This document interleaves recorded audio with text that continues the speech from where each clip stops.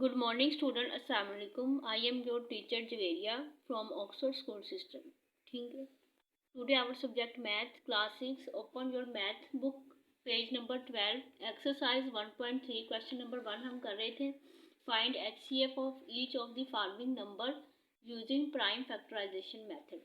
हमने इसके पहले दो पार्ट मैंने आपको लास्ट लेक्चर में समझाए थे. ठीक है. और थर्ड वाला पार्ट आपको मैंने नोटबुक पे करने के लिए दिया था. आज हम इसका 4 पार्ट करेंगे. 4 पार्ट हमारे पास क्या है?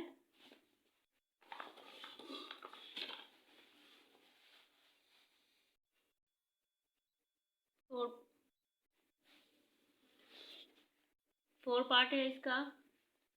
एक्सरसाइज है आपकी 1.3 क्वेश्चन नंबर 1 का 4 पार्ट. अमाउंट क्या है इसकी? 5, 13 और 16. इसका आपने HCF फाइंड करना है. ठीक है. HCF फाइंड करना है यूजिंग प्राइम फैक्टराइजेशन.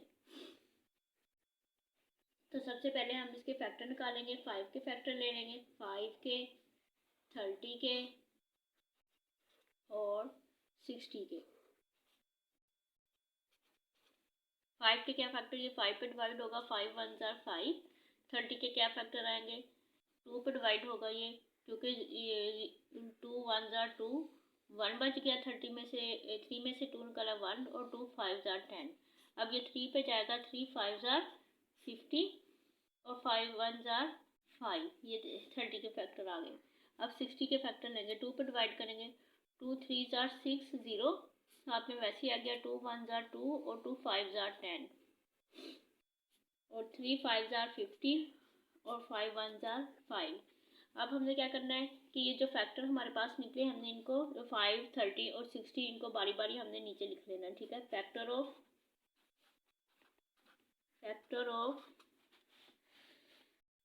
5. 5 के क्या फैक्टर आए हैं? 5 मल्टीप्लाई बाय 5. Factor of 30. 30 के क्या फैक्टर आए हैं? 2 multiply by 3 multiply by 5 multiply by 1. और factor of 16. Factor of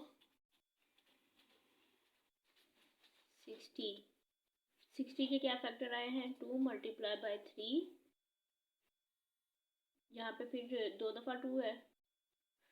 2 multiply by 2 multiply by 3 multiply by 5 multiply by 1. ठीक है. अब इसमें सब में क्या कॉमन है हमारे पास? सब हमने देखना है. HCF हम कैसे निकालेंगे? HCF होता है जो आपका तीनों में कॉमन हो, यानी कि 5 में, 30 में भी और 60 में भी. तीनों में क्या चीज़ कॉमन है? तीनों में हमारे पास क्या कॉमन है? 5. तो यहाँ पे इसको हम हाईलाइट करेंगे 5 को.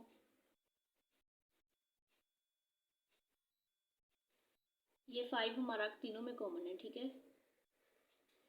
5 को हमने हाईलाइट किया और यही हमारा हाईएस्ट कॉमन फैक्टर है. और आपका 5, ये आपका 4 पार्ट का आंसर आ गया. ठीक है. क्वेश्चन नंबर 1 का 4 पार्ट. अगेन मैं रिपीट करती. पहले 5 के फैक्टर निकाले. 30 के फैक्टर, पहले 5 के फैक्टर निकाले, फिर 30 के, फिर 60 के, फिर इन फैक्टर को नीचे लिख लिया. Factor of 5. 5 1 jar 5. Factor of 30. 2 multiply by 3 multiply by 5 1. और इन तीनों में जो चीज़ कॉमन होगी आपका वही हाईएस्ट कॉमन फैक्टर है. ये आपका आंसर है. ठीक है. नेक्स्ट पार्ट इसका करते हैं. Question number part number 5. Part number 5 की क्या अमाउंट है? 14, 28 और 120.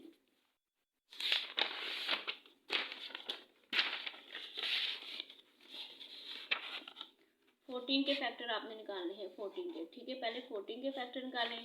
28 के और 112 के. 112 के 14 की क्या फैक्टर आएगा? 2 पे डिवाइड होगा. 2 7 जार 14. अब 7 किस पे जाएगा? 7 आपके पास जाएगा 7 पे ही. ठीक है. 7 1 जार 7. अब 28 के फैक्टर निकालें. 28 के क्या फैक्टर आएंगे? ठीक है. 2 1 जार 2, 2 4 जार 8, 40 आ गया. 2 7 जार 40, 7 1 जार 7. अब 112 के फैक्टर निकालें. 2 5 जार 10, 1 बच गया और 1 बच गया 2 और 2 6 जार 112 के क्या फैक्टर हैं? 2 5 जार 10, 1 बच गया आपके पास, 2 6 जार 12, 2 2 जार 4 और 2 8 जार 16, 2 1 जार 2, 2 4 जार 8, 2 7 जार 14 और 7 1 जार 7। अब आपने फैक्टर को सबको लिख लिया। फैक्टर ऑफ 14 के क्या फैक्टर थे? ये 2 मल्टीप्लाई बाय 7 मल्टीप्लाई बाय 1। 28 के क्या फैक्टर आए? 2 multiply by 2 multiply by 7 multiply by 1। Factor of 112 के क्या फैक्टर आए? 2 मल्टीप्लाई बाय 2 यानी कि 4 टाइम 2 है और 7 मल्टीप्लाई बाय 1। अब देखिए इसमें दो कॉमन है, एक आपके पास 2 कॉमन है और एक आपके पास 7 कॉमन है, तो दोनों को हम लिखेंगे 2 मल्टीप्लाई बाय 7। तो क्या आपका हाईएस्ट कॉमन फैक्टर आएगा? 14। यही आपका आंसर है। और इसका जो नेक्स्ट पार्ट है क्वेश्चन नंबर 1 का नेक्स्ट पार्ट है 6, ठीक है। ये आपने अपनी नोटबुक पे राइट करना है और इन दो पार्ट की 5 और 4 की आपने प्रैक्टिस करनी है और नेक्स्ट पार्ट 6 आपने अपनी नोटबुक पे राइट करना है।